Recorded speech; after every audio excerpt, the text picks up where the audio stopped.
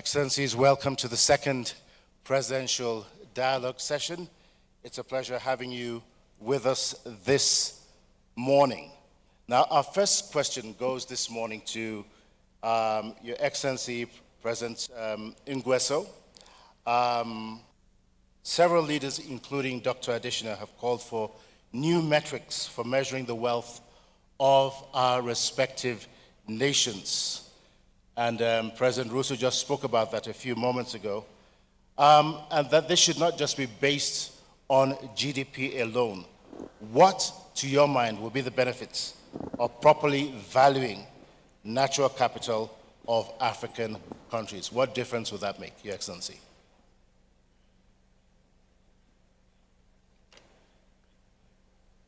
Merci. Thank you. I'd like, first of all, to thank my friend and brother, President Ruto, for extending a kind invitation to us to be part of this August meeting. In truth,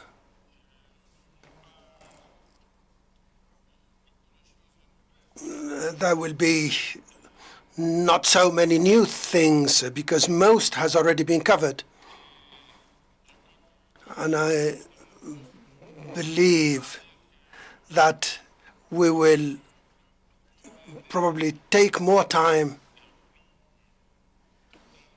to focus on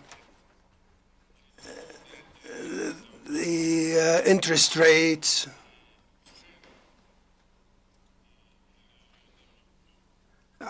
that actually put the frame for development. We tend to agree, all of us, that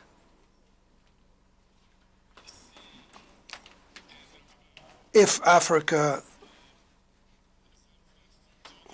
doesn't have basic infrastructure such as roads, railroads, waterways, how would they help promote the African trade zone? This cannot be done without the necessary infrastructure.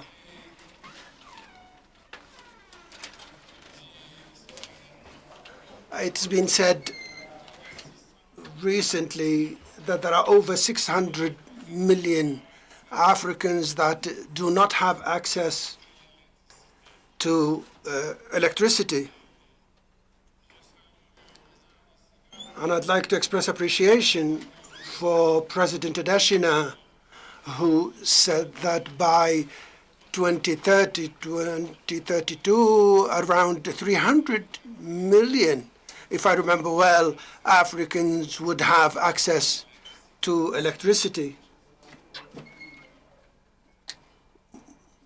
Now, you're raising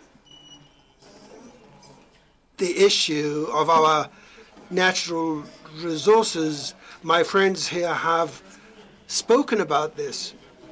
Yes, Africa has very rich natural resources, but they are not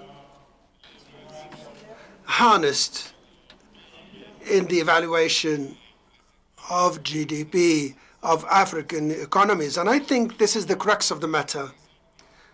Let me just speak about a concrete example. For example, the Congo Basin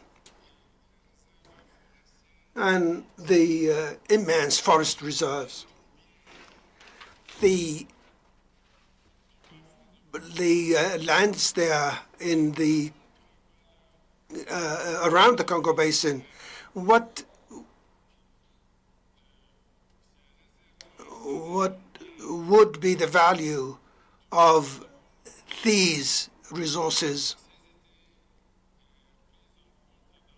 if they were taken into consideration in the evaluation of the wealth of the countries concerned. The GDP of these states will be placed at a level that would allow the states concerned to have access to more loans and to have a greater means to promote development, and especially with regard to infrastructure. Infrastructure is quite costly, and the African Development Bank has done its best. The figures were displayed before us, and here we would like to appreciate the work of our brother and friend, President Adesina, that has placed the African Development Bank at a very high level, but this is not enough.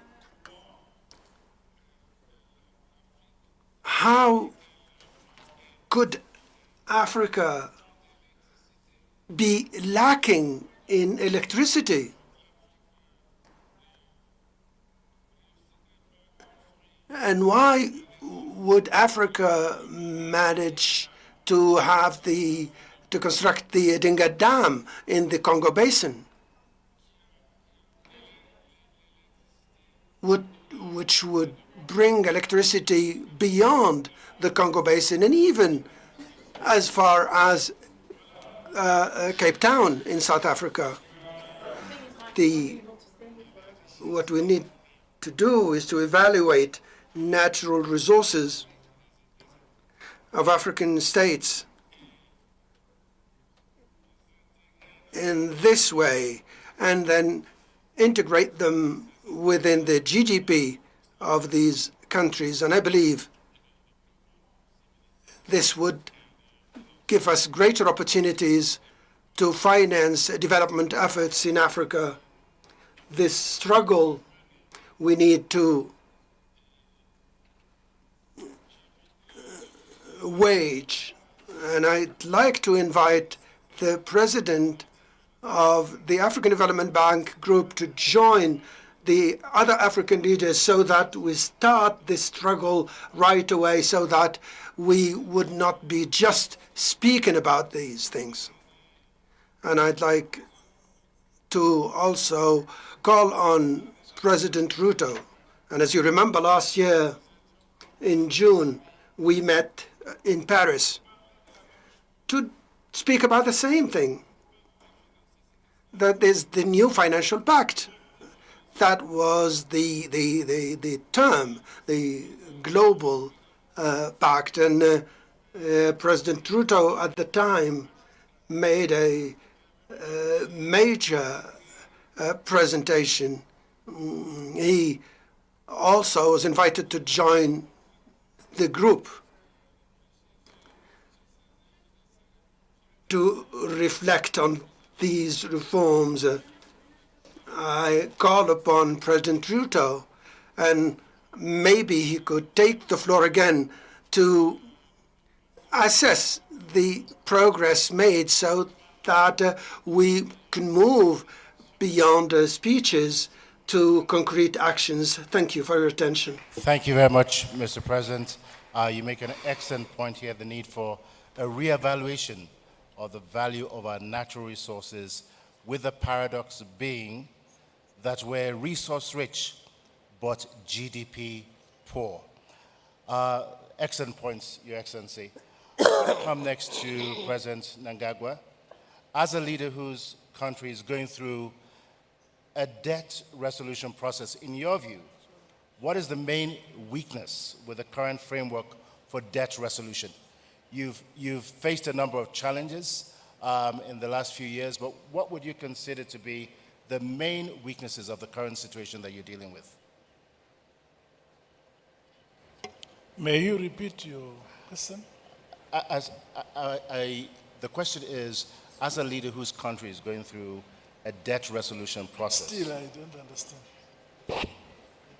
Oh, sorry, Your Excellency. I was saying that as a leader whose country is going through a debt resolution process, in your view, what is the main weakness of the current framework for debt resolution, particularly as it concerns African countries? And in particular, your circumstances in Zimbabwe. Well, thank you very much. May I first express, on behalf of my delegation, the warm reception we've received since our arrival here, this beautiful city, Nairobi. The problem that faces Africa, we have the history of colonialism. That history has burdened independent African countries for a long time. I believe that very few countries have shaken off the burden of colonialism after independence. For a long time, independent African countries continued to focus in terms of relations to their former colonial masters.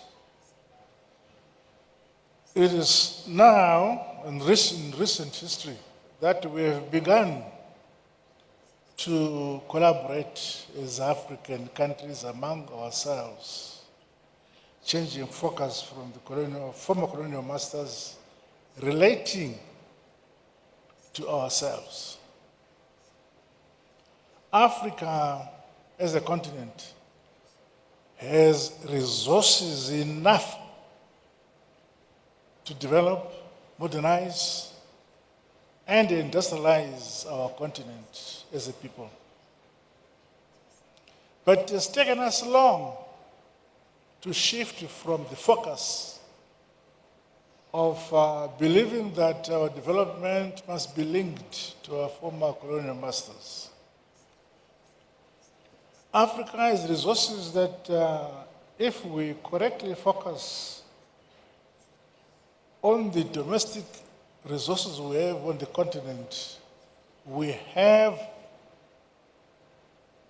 the resources to develop our countries.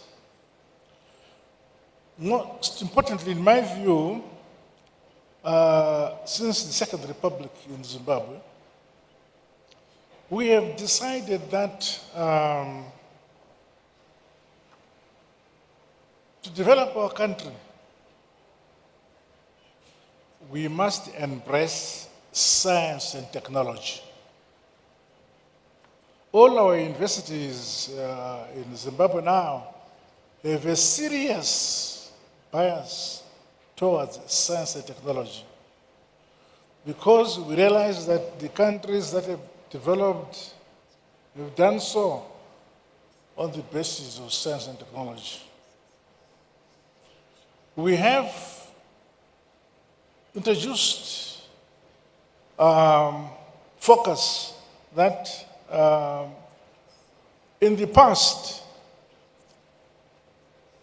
we had graduates from our universities who spoke English very well, but did not produce a product.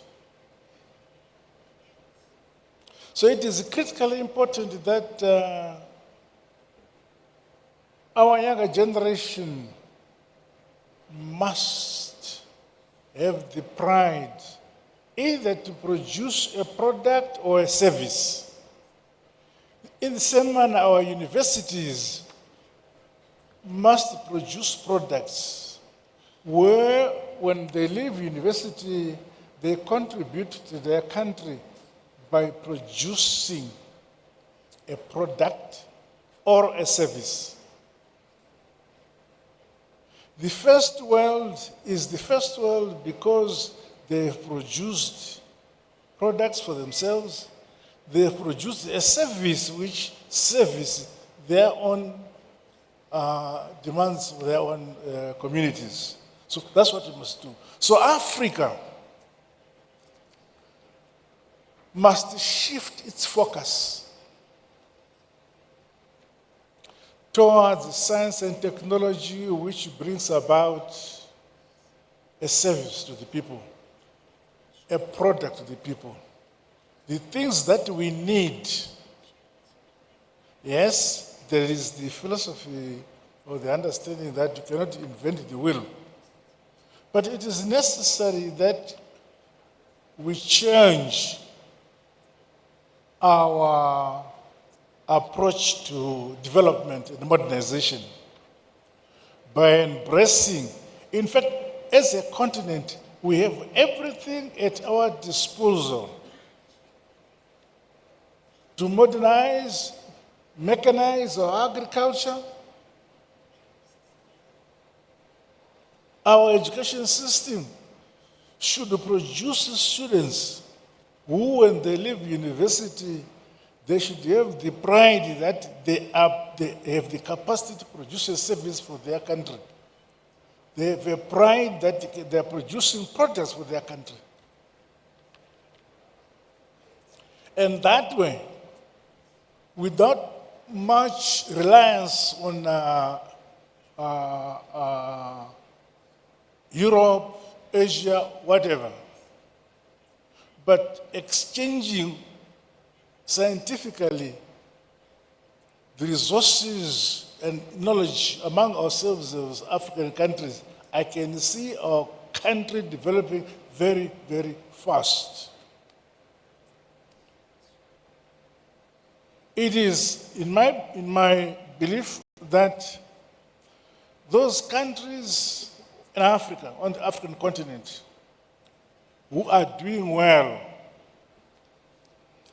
they are doing well because they have internal domestic focus. What do they have?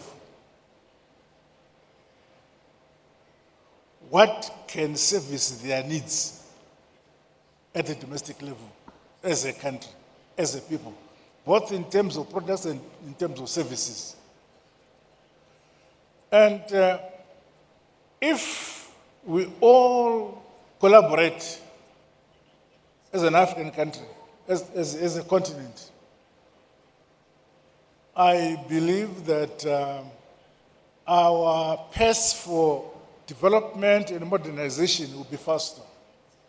But if we continue to develop our countries in silos, it will take longer. In the past, for instance, in the past, which our founding fathers were able to move away from,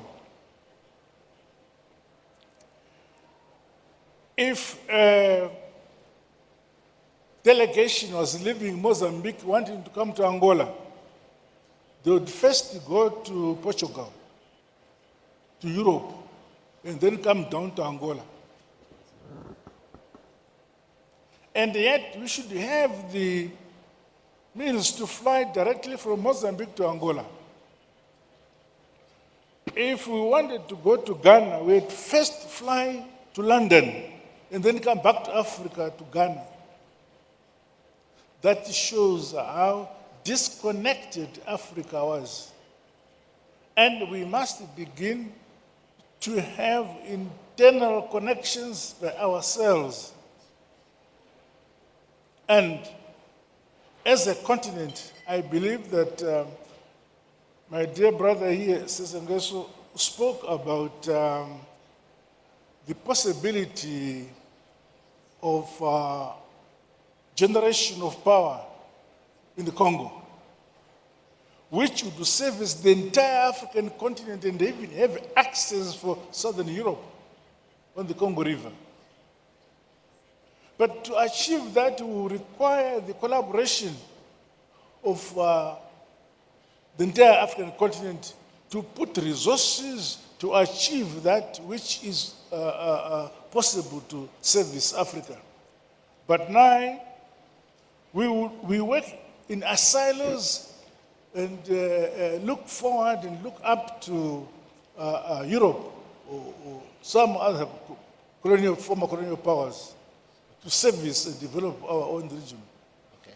I'm happy that now there's a crop of African leaders who now focus on the collaboration of the developing of our respective countries by collaborating among ourselves.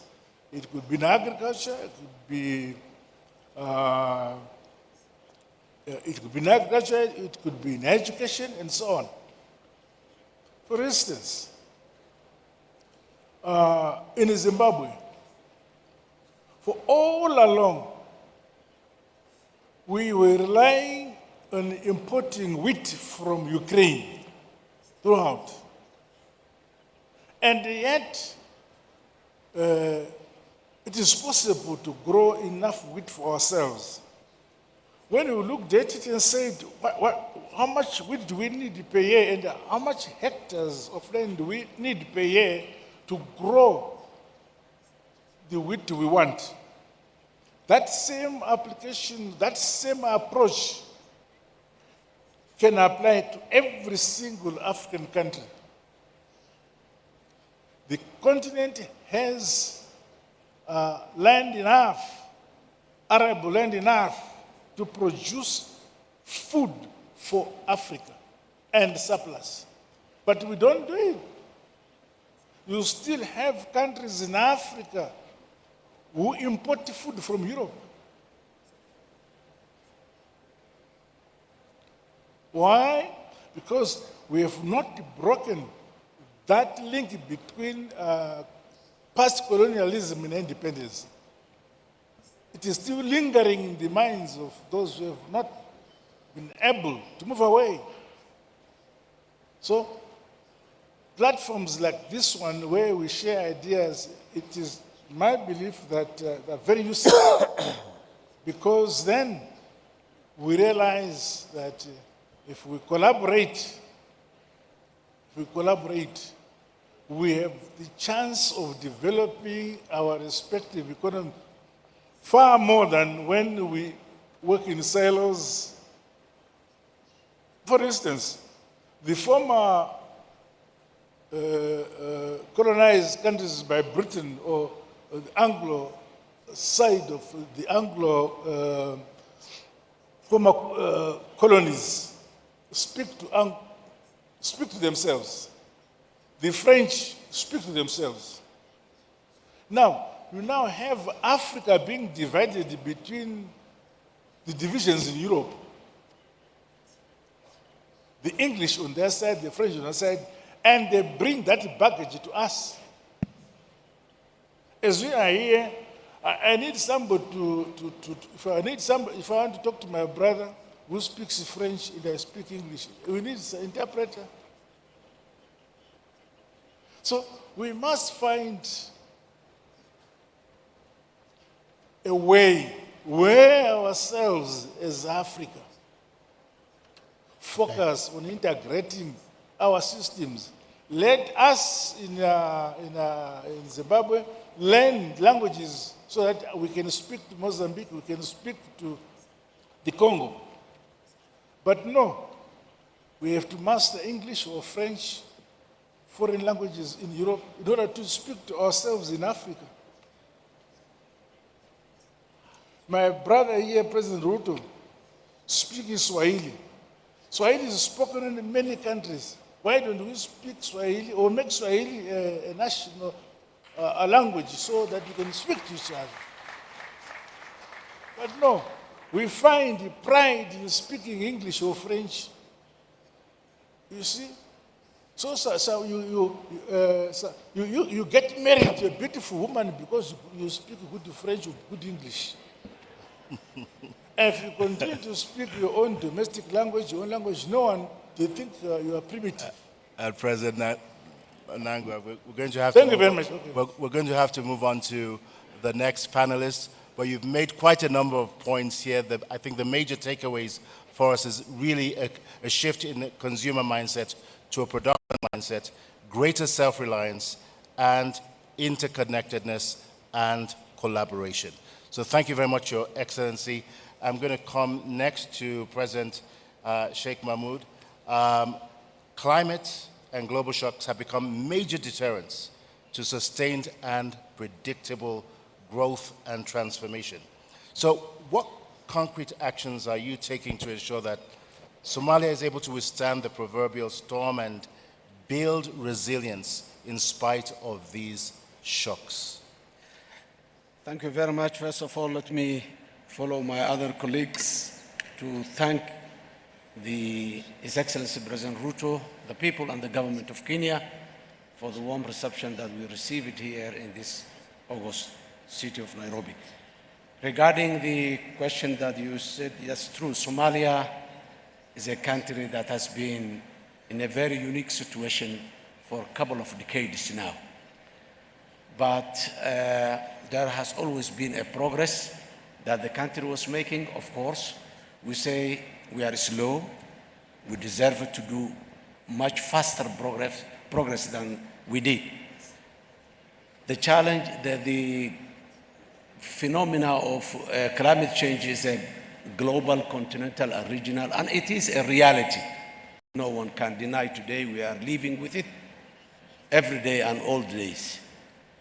So in Somalia, the fragility phenomena is among the challenges that we're facing.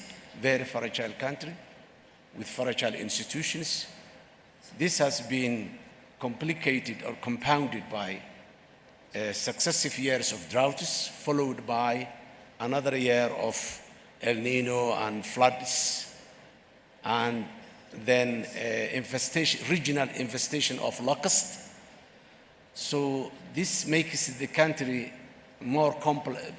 face more complex challenges than ever.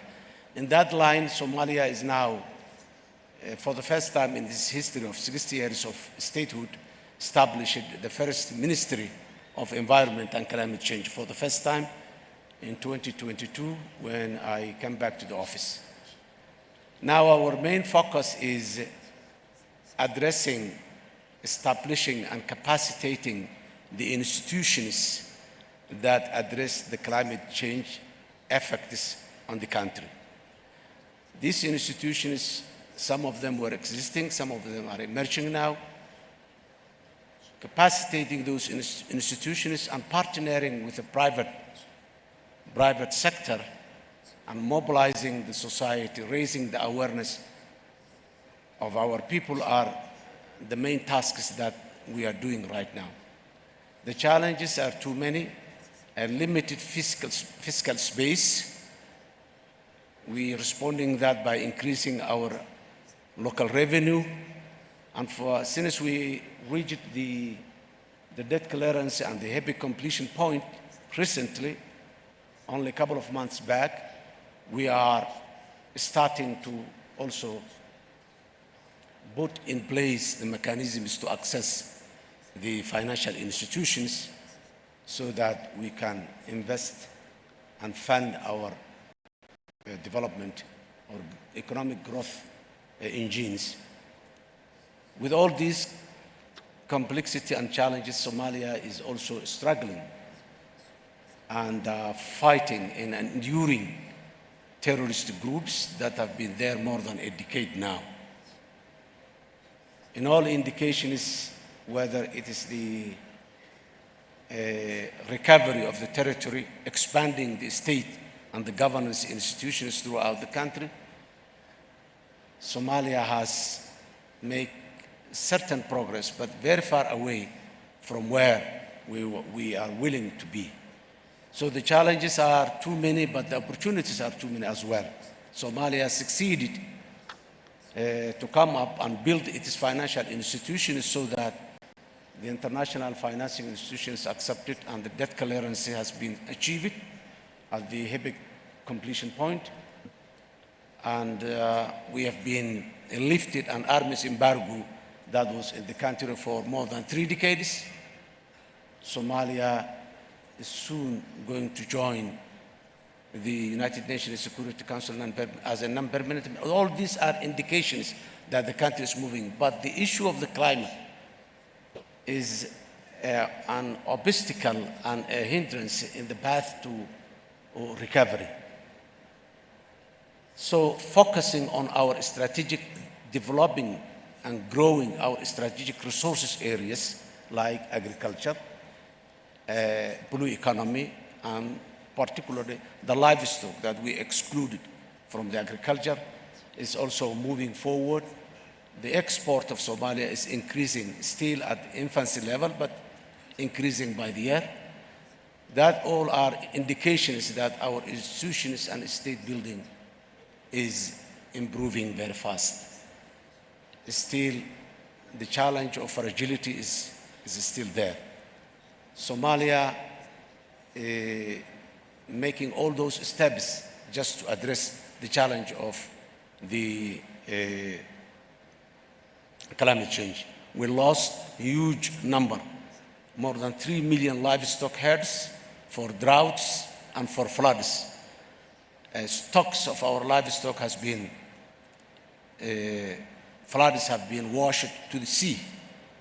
And the limited agriculture that we established also moved away. And the limited infrastructure that we have has been washed. So we are restarting again as we started from scratch earlier. Now in many areas, again, we have to, the climate change, the challenge among them is also demographic change. A lot of rural people are losing their livelihoods, and they are just coming in the urban areas as IDBs. Many of them will never go back because there is no reason to go back, and there are no life to go back because they lost the livestock, they lost the facility. So climate change is not only hindering, but it's changing the demographic structure of the country as well. All these multiple challenges we're facing, but still with our motto of Somalia in peace with itself and in peace with the rest of the world is also a major achievement that we have seen its products right now at an initial stage. We brought our people together back. We're moving forward as achieving a common purpose. That is the Somalia of today. Thank you. Thank you very much, Your Excellency, and congratulations on the resilience that Somalia continues to show in spite of tremendous, tremendous challenges. What an inspiration. I'm going to come next to Vice President Bazombanza to speed up the process of structural reform in your country. What initiatives is Burundi taking at the moment?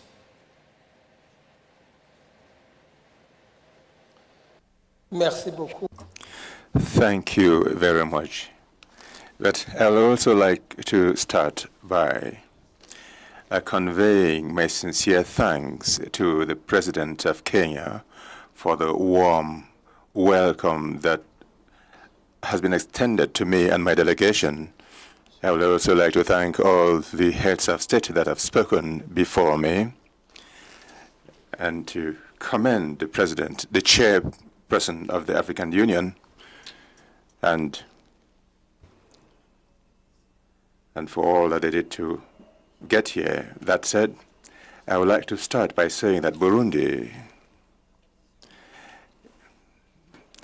on the vision laid down within the framework of activities that the African Development Bank has put in place, and in compliance with Agenda 2063, the priorities that are the main activities of the bank are also the priority activities of the Republic of Burundi, for the reason that we have laid down the goal of green growth for an emerging, and to become an emerging country by 2040.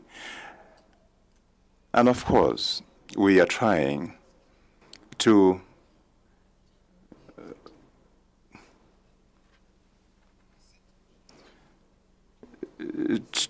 comply with these objectives or goals that Africa has set for itself. We would like that Africa should be prosperous with inclusive growth, and in order to achieve sustainable development. We also would like that Africa, like Burundi, should be a country and a united and integrated continent politically, and that they should advocate the ideals of Pan-Africanism and Africa Renaissance. We also like Africa to be characterized by good governance and respect of human rights and a rule of law. That is Africa that is moving on in peace and security, whose development is people-centered, and that will rely on the potential of these populations, in particular of women and youths. We want an Africa that acts as a strong partner and a partner, a strong stakeholder that is united on the world stage. But the Africa's transformation and the reform of the global financial architecture are closely linked. And here,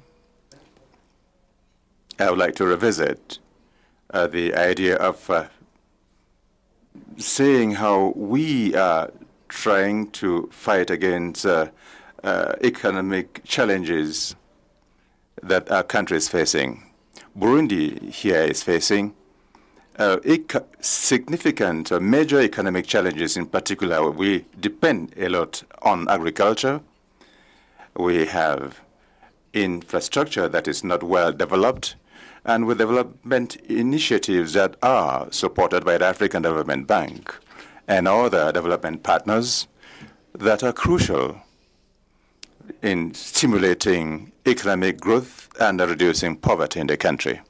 We also should like to point out the participation of the ADB in other regional initiatives and how the African Development Bank has been participating in these development initiatives and programs. It could also be involved in other development initiatives that are meant to strengthen the economic integration and development in Africa, that is, in Eastern Africa in particular. So, as an activity, we would like to point out that the portfolio of ongoing operations of the African Development Bank, and that is co-financed by the government of Burundi, involved some 20 projects in the public sector that total a commitment of about $500 million, but has witnessed a rather low disbursement rate, which is at 37.5%. The sector distribution of this portfolio indicates that the predominance of infrastructure, because they represent 76% of the investments, that is 37% for energy and 35% for transport, followed by agriculture at 29%, at social 6%, governance 0.5%, finance at 0.9%. The portfolio of the public sector, of national public sector, includes or comprises 12 projects totaling a commitment of about 114 million units of accounts, with a disbursement rate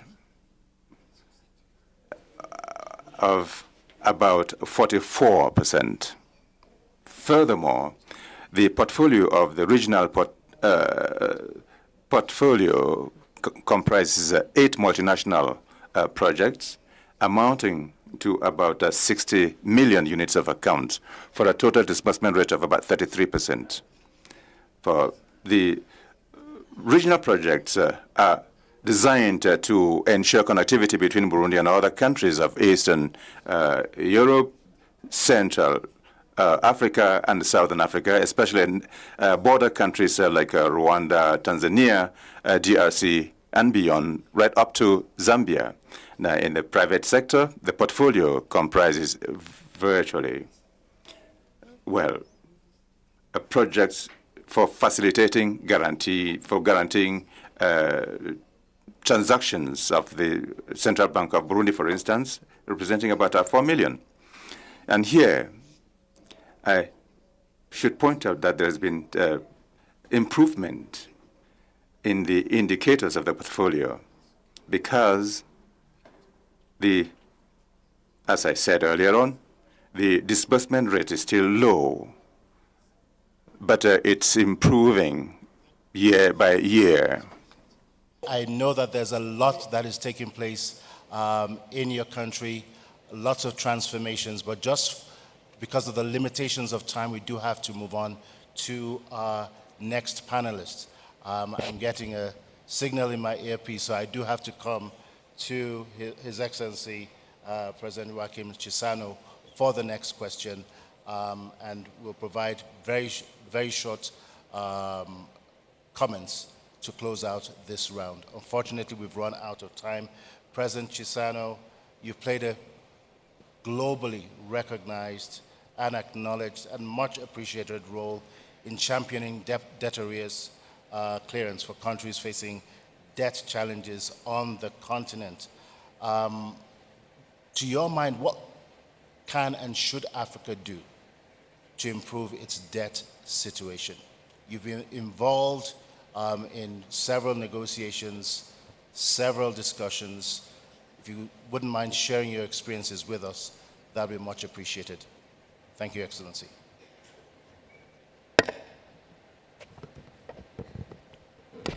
Thank you very much.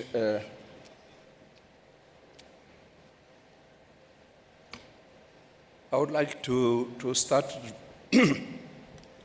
from where I thought I would end, if we had time, is to say that the ADB has to be congratulated. As far as what regards Mozambique, is what they have done since 1977, when we established partnership. At that time, the other institutions were more powerful, were shy, were shying away from us. And there were many reasons why. It's because we never had stability in the country after independence proclamation in 1975. And and also there was this Cold War, but ADB came and became our partner, reliable partner. And I congratulate ADB also because of what they have done for Africa in general. And at present, we see the role played by President Adesina, who is my younger brother. And he has been delivering. And he shows us that he knows Africa, and not only him, but also with his team working in different countries, the example of my country. So I would like to take this opportunity to say congratulations, but we are celebrating 60 years of ADB, and it was not always additional. I don't know. Were you born? 60 years, yes. So I would like to take this opportunity also to say that it occurs to my memory the names of at least 3 of his predecessors, because with those I have worked. And so I think that it's worth evoking their names here. I didn't hear the other speeches speaking about them, although we are celebrating the 60th anniversary. I refer to late Babakan Jai. Babakan Jai is one of those with whom we worked closely to reconstruct the country and to construct the country in Mozambique. And then I would mention the name of the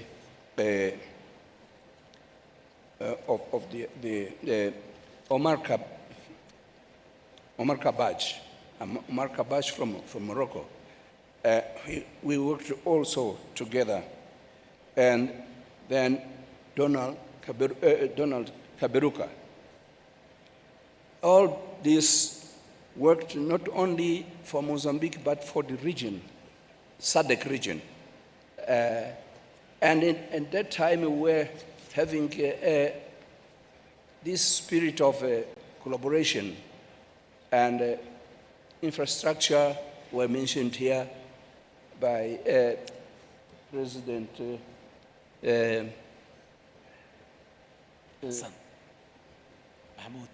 President Sassou Nguesso, and energy. At that time, the problem was coordinating efforts on infrastructure, railways, roads, dams, electricity, all infrastructure necessary. So this is not a new theme. He referred to Inga. It was not a new theme of those days. But what was missing there was this engine to make things happen. So what I could advise is to the ADB to be that engine to make things happen. We are having here ministers of finance. The ministers of finance are more practical than we. I was Minister of Foreign Affairs. We would speak about generalities, but when you come to the ground, you need someone to make things happen. So the ideas which we heard here start from far beyond, like when we joined the United Nations in 1975. What I found there was the discussion about a new economic order. And that idea of a new economic order vanished, I don't know why. But the new economic order is still valid for today. What we're discussing here is a new economic order, because we're speaking about reform of structures. So,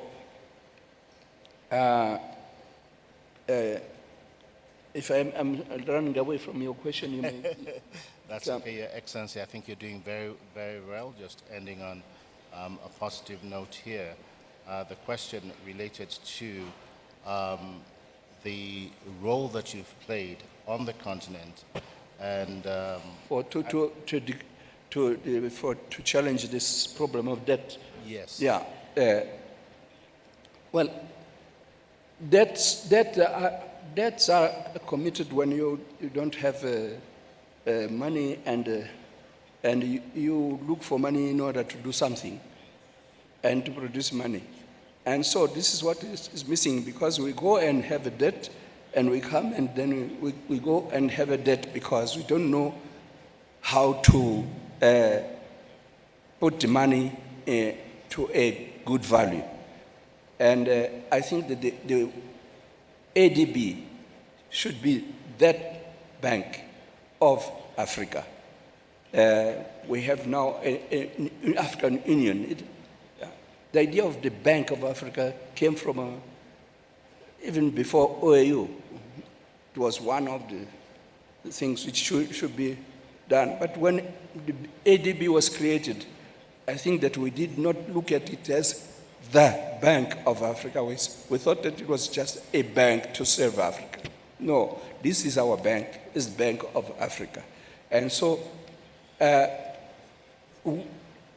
we have to have ways of using this bank even to help the fragile states, so that they have institutions which work, which can create jobs, so that we have the productivity, so that the little money we have, it multiplies, so that we don't have to incur into debts all the time. So Mozambique is one of the countries which was forgiven. The debt was forgiven in my time when I was acting head of state, and forgiven. But we had the debt again because we didn't have the means to make our potential wealth to become a real wealth which can be converted into a real value to make business in the world. So we had, because we didn't have the skills, when ADB came in 1977, found this problem that we didn't have skills, where maybe 90% illiterate in Mozambique.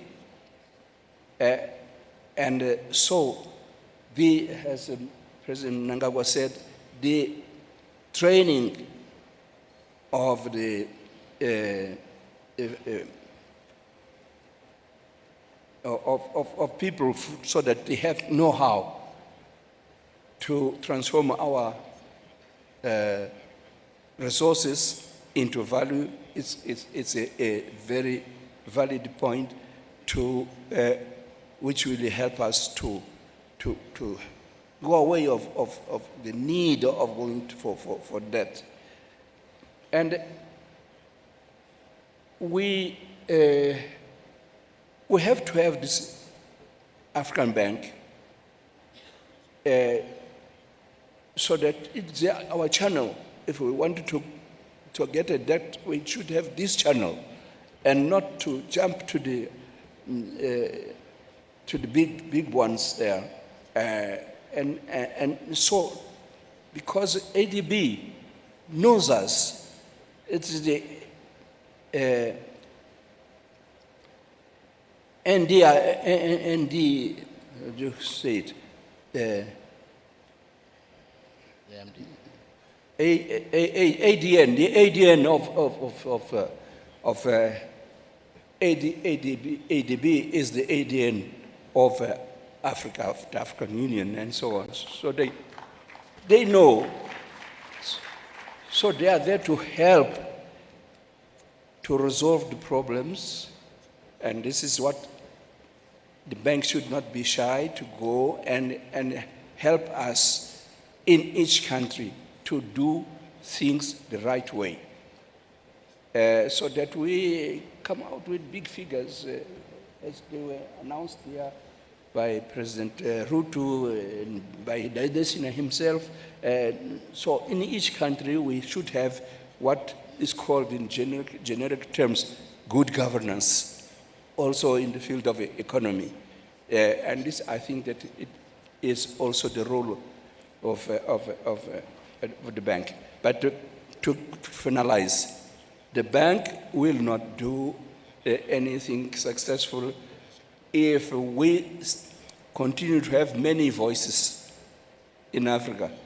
We are saying that we want to have a voice in the international arena, but that voice is there in Africa? Are we speaking the same voice? It's a question we have to ask ourselves all the time. Are we speaking about with one voice?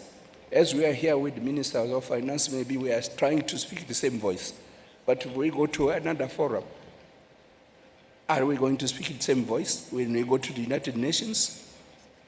When we go to Europe?